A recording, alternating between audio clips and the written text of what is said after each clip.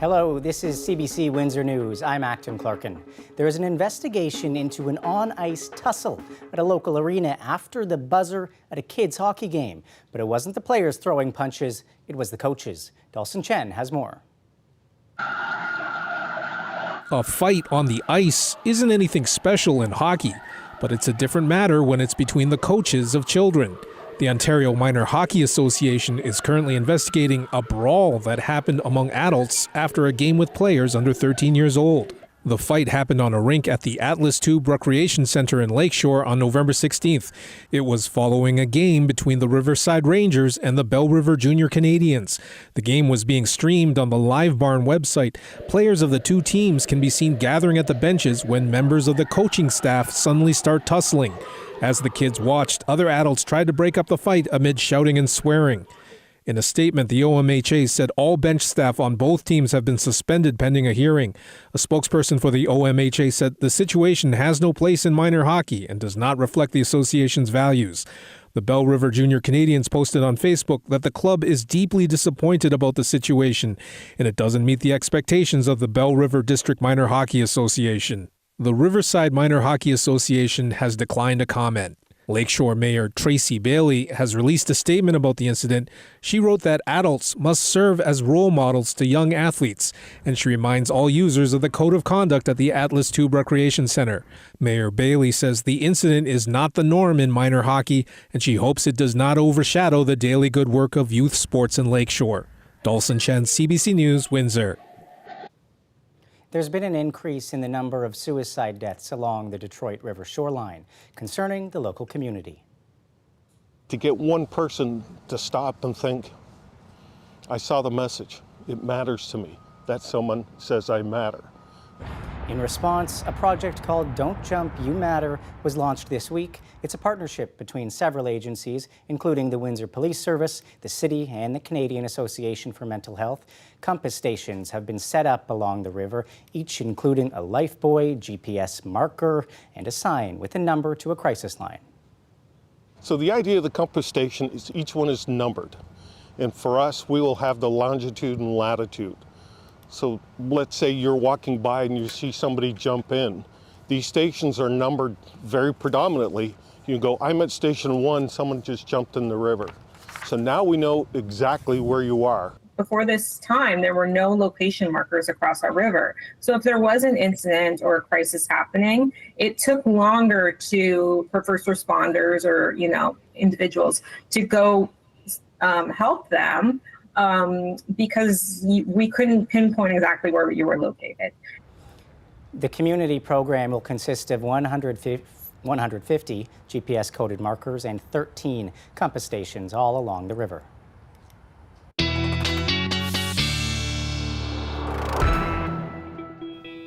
Let's take a peek at the forecast now. Khalil Hassan Ali has been standing by. Khalil, what are you tracking? I'm looking at a pretty nice rest of the evening and into tomorrow, actually, with some really nice temperatures acting. So overnight tonight, this is what we can expect. It's right now 7 degrees in the city of Windsor. We're going to get much higher than that as we go towards tomorrow. So really nice for us. Overnight tonight, 6 degrees. So not getting much cooler than it is right now. A chance of rain coming down, though.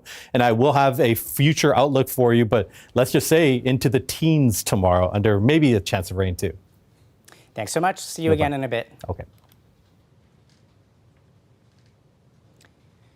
It's known as the Cabins in Chatham, Kent. It's a cluster of tiny homes being used for transitional housing. Heather Brown went from sleeping in her car to the Cabins. While acknowledging it's an improvement, she has criticisms, saying it offers little support for the $600 a month she pays and that it's rampant with drug use.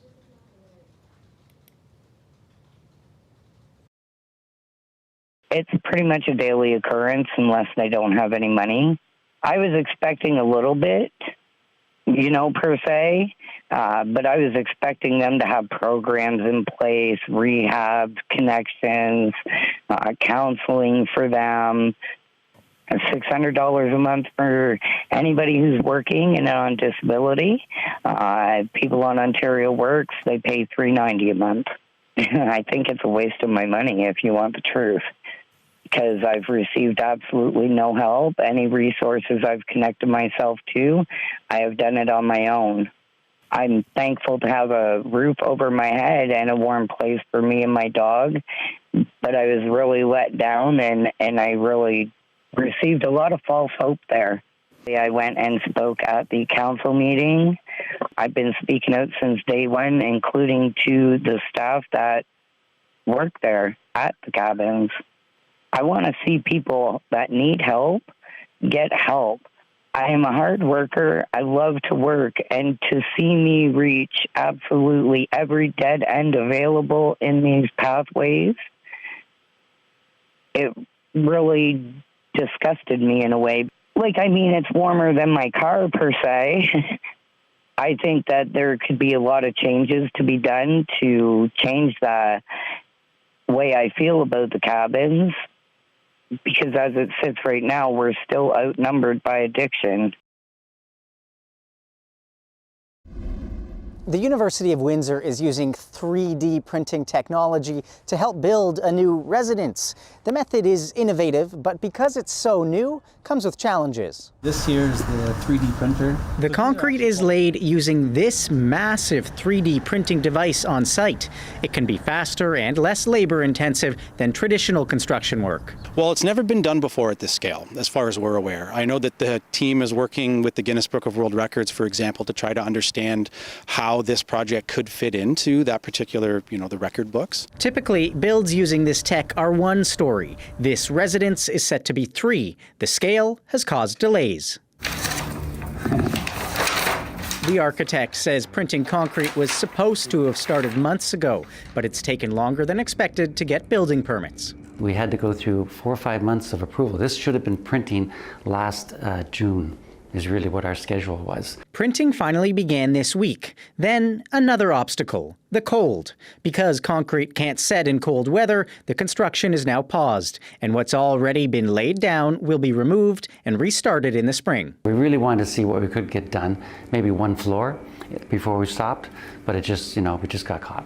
But the fact that it's in a circle allows it. Despite the growing pains, the university says more 3D printed campus buildings could be in the cards. We're working with the City of Windsor to try to identify potentially some other opportunities, either on lands that we own, lands that the city owns, or other lands within the city to be able to do more 3D printed housing, if in fact this turns out to be a viable solution. Joseph Passa is optimistic too. But here now we have an unlimited potential to really, change the way our buildings are designed. For now, the focus is to pick back up on the build when temperatures are warmer.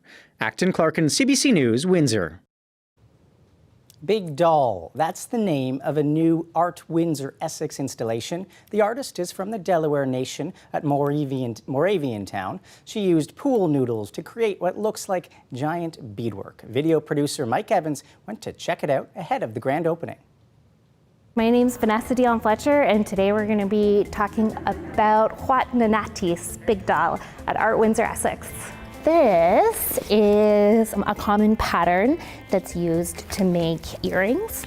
And in the middle here, we have a ladder stitch, and then this is a brick stitch that goes up this way and down here.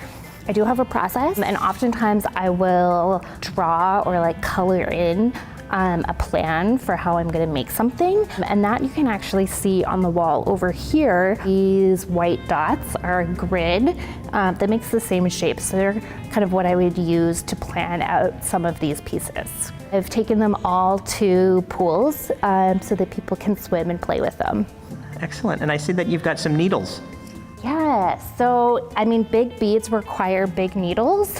The first ones I made out of cardboard, and then I got these ones made out of wood so they can pick up the beads, and this is just like a nylon rope, and then they get strung, and this could be the start of a piece. It must be so much fun for kids to see this. I hope so. I think it's really fun. One of the photos is my nephew playing with some of the beaded work. I've made similar murals before and students really enjoy it. I think a lot of the themes are about fun and participating and feeling like you're empowered to join in the making of the work. Canada's efforts to slow down one form of cancer are stalling. Lauren Pelly looks at the concerning trend and what doctors say needs to change. It's often treatable, even preventable, yet cervical cancer still remains a threat. A new report shows after 2 decades of falling rates, progress has stalled to close to zero. It's not a surprise. This physician warns it could jeopardize Canada's commitment to wipe out cervical cancer by 2040. She says doctor shortages and screening backlogs are partly to blame. We don't have enough family doctors. We need to find new ways to get people screened. Hundreds of Canadians are expected to die this year alone. The disease is almost always caused by a high-risk form of human papillomavirus, or HPV. It took so much away from me. Shannon Pethick hadn't had a screening test in close to a decade when she got diagnosed at the age of 32. She endured chemotherapy and 2 forms of radiation. It's one of the hardest things I've ever gone through, and I'm grateful that I came out the other side.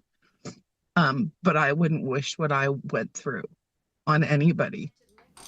The Canadian Cancer Society is now pushing for a switch away from the standard Pap test to one specifically for HPV. That test is less frequent and more accurate. But so far, those screening programs are only being offered in certain parts of the country, while BC is the first province to fully fund HPV self-test kits that people can do at home. And the final piece of this puzzle is the vaccination. Advocates want the HPV shot to be free for everyone, since adults who miss the vaccine during school-aged immunization programs often have to pay hundreds out of pocket. So we're looking for provinces and territories to make the move towards what we call a once eligible, always eligible vaccine policy. The science is clear. HPV shots work. One study in Scotland found 0 cases of invasive cervical cancer among women vaccinated in their early teens. Eliminate cervical cancer in Scotland. Multiple countries are on track to eliminate this disease by 2040, if not sooner. Advocates say if they can do it, so can Canada. Lauren Pelly, CBC News, Toronto. Hudson's Bay auctioned off dozens of pieces of its fine art collection Wednesday night in Toronto. The event brought in art lovers and historians all vying for a chance to own one of the rare pieces, an oil painting done by Winston Churchill himself. That was one of the prime catches. Our Michelle Song was at the auction.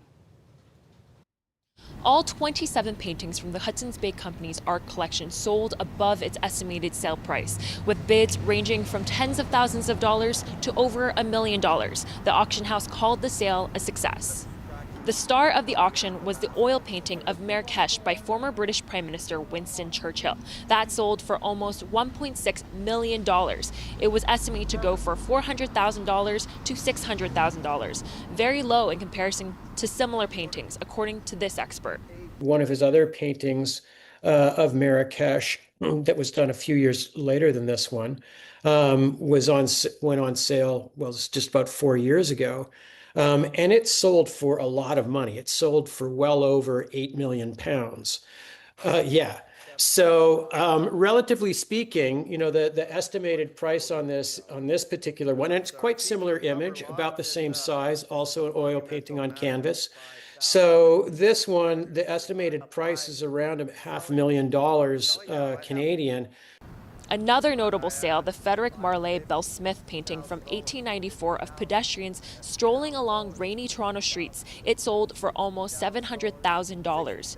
2 19th century wartime pieces from William Birksey, who is one of the founders of the City of Toronto, those selling over $100,000. The auction house says it's rare to see all paintings sold in a single auction. That Hudson's Bay sale at Heffel today was incredible. We had a lot of enthusiasm leading up to the previews, and we knew the sale was going to be very successful. The Hudson's Bay collection is a reflection of the company's long history, spanning centuries. The now dissolved company started the sale of its artifacts to pay off its debt of nearly $1 billion. The auction house will be selling the company's remaining pieces in a series of online auctions, stretching into the next year. Michelle Song, CBC News, Toronto. A look there at downtown Windsor. You got the river in the back. Still ahead, we'll head across the pond to learn about a crackdown on ticket resellers. That's up next.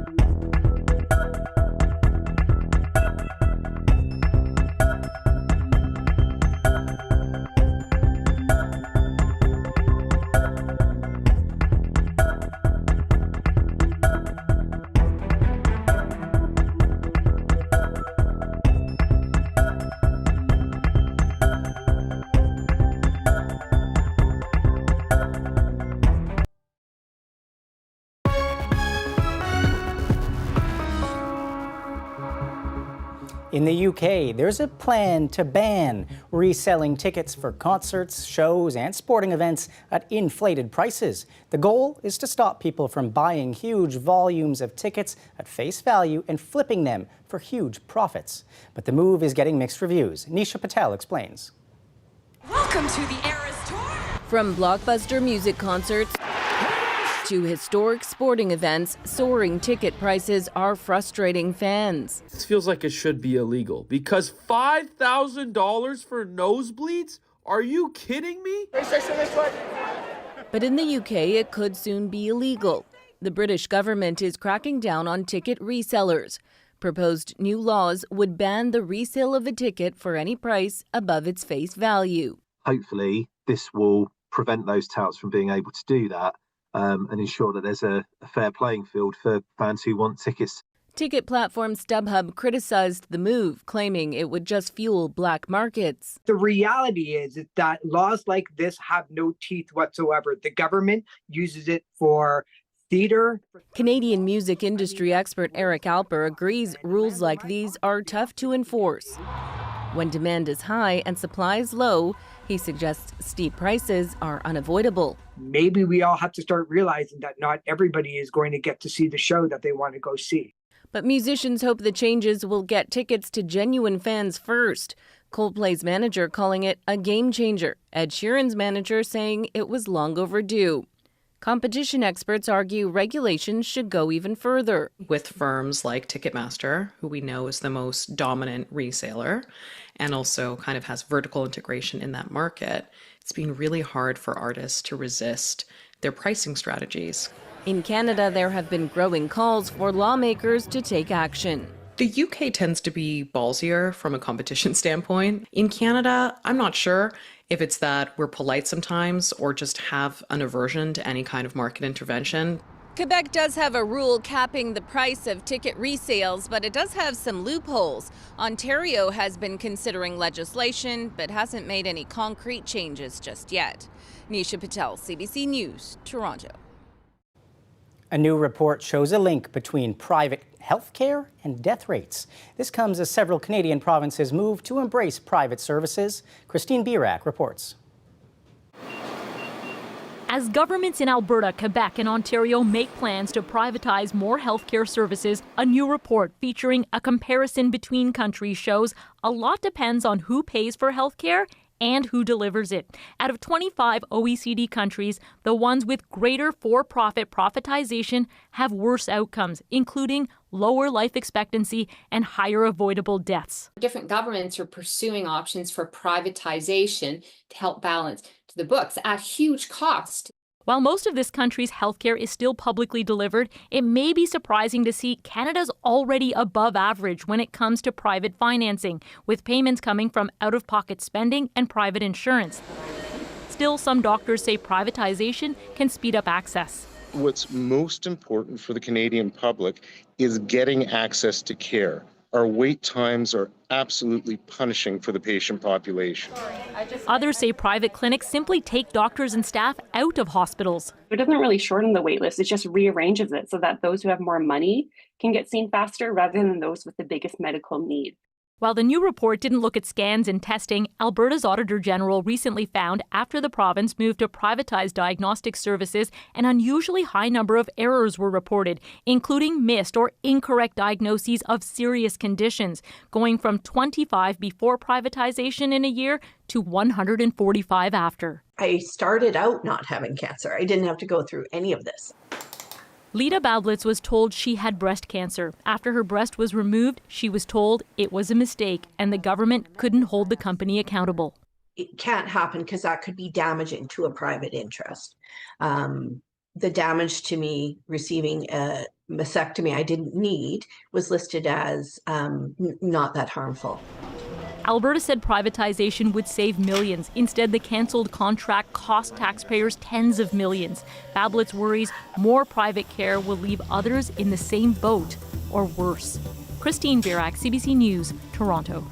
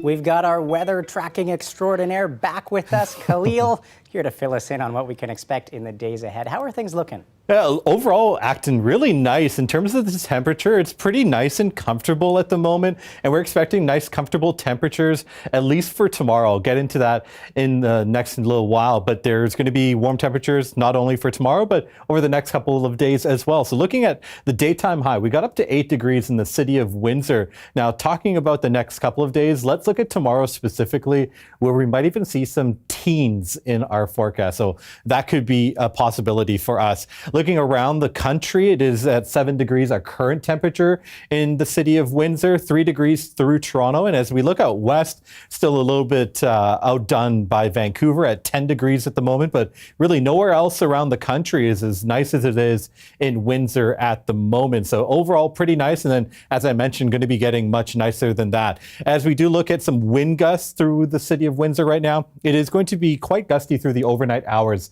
looking at 30 kilometers an hour and bumping up through the early part of the morning and then calming down through the later part of the day. And then as we go towards Saturday morning, it could bump up once again. So it's going to be pretty good through the daytimes. It's through the overnight hours where there's more stronger winds.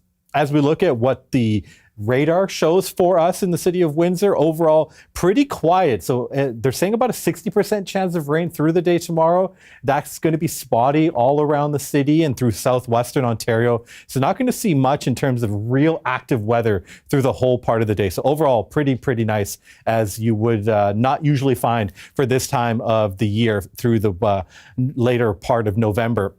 So we're looking at an overnight temperature of 6 degrees in Windsor, about a 50% chance of rain all through southwestern Ontario, 3 degrees in London. And then tomorrow afternoon, 12 degrees, but that's just a real conservative high. So a little bit of rain in the forecast, but also some sunshine for us as well. So looking through the next couple of days, 12 degrees tomorrow, 7 degrees on Saturday, and then we're going to see a lot of sunshine in our forecast. So 7 degrees on Saturday and then bumping up as we get towards the next couple of days. Sunday, 13 degrees in sunshine, 11 degrees in sunshine on Monday. We're looking at a real good temperature, highs for the next couple of days, and also the weather. So let's deal with a little bit of scattered showers tomorrow, and then Saturday, Sunday, the whole weekend looks to be really nice and sunshine. Acton? Not too bad, Khalil. Thanks so much. All right. That's our show, folks. Thanks for watching, and we'll see you next time.